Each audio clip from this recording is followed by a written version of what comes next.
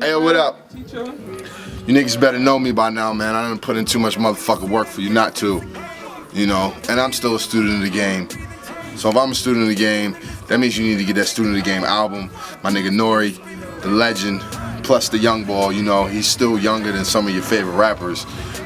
We out here, man. Student of the Game album in stores right now. Bless her heart. Her baby's straight out on the boulevard. Hey yo, niggas try to shit on me and make history. Supposedly, I help chicks, help them with groceries. Supposedly, I still pray, gripping my rosary. Still shoot your block up to make you notice me. Bullets flying in the air, much fucking heard it got. Yes, 8 and 8 Shade 45 Friday motherfucking night. N.O.R.E's in this bitch. Absolutely, absolutely. What's up, man? Everything great, Vidal, baby Vidal. Now, for everybody listening, I done know N.O.R.E for some years. Yeah. We've both been in the game. He's been in the game a little longer than I have. Yeah, man. And we've crossed paths. We homies. I consider you a homie. Yes, but I've never got to do a N.O.R.E interview. And N.O.R.E gives one of the best entertaining interviews. So I've been waiting for this moment. Waiting on my moment, man. I never got to do an interview, and I never got a Gangsta Grillz. Yeah. You know what I mean? So we got some work to do. We accomplished one goal tonight. You know what I'm saying? Absolutely. And let me just throw it out there that I've been all over the world twice.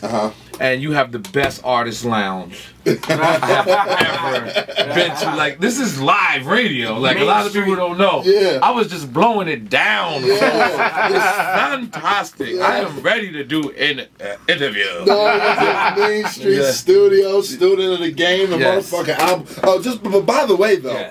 Yeah. When it was a moment in time when we were going to do a Gangsta Grillz, I gave you the green light. Yeah, I know we were close. Yeah, and then I forget what happened, man. You moved to Miami. And I forget, but we're gonna do it, man. Yeah, the bitches just got away. So. Yeah, nah. Well, then it was. Yeah. N.O.R.E, you know, I can honestly say I feel like you're one of the very few from your era, that's still relevant, still here, still can hang with the cool kids, and you know, get anybody on the phone and get busy. It's not a lot of people from you know the mid '90s that can say that. Yeah, you it's know, very respectable. You know what it is. That's what this whole album is about. You know what I mean? Not to you know take the alley-oop for the plug. Student of the Game. The album, but he did like throw me the alley-oop. I'm standing here like, all right, let me dunk this shit. Let me dunk the ball. So yeah, that's what this whole album is about. You know, I came from the '90s. I loved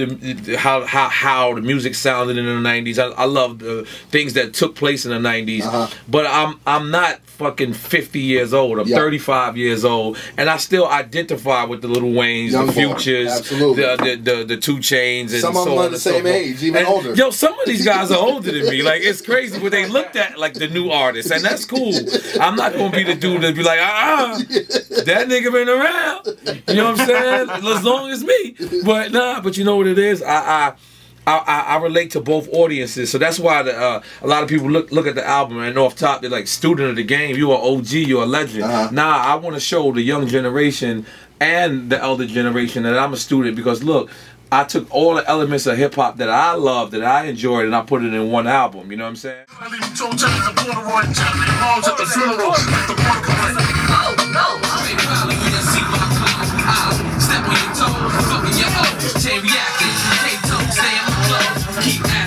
Why I keep bucking your phones, getting stuck.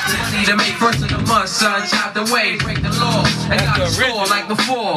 Forget it. Every street smoke Reddit. If that's chatting, shopping sprees and Reddit. I'm a bubblehead. I never listen to nothing my mother said. Yo, I hold niggas ransom for money like Chinese handsome. Damn, N.O.R.E got hits. Classics. Woo. Word.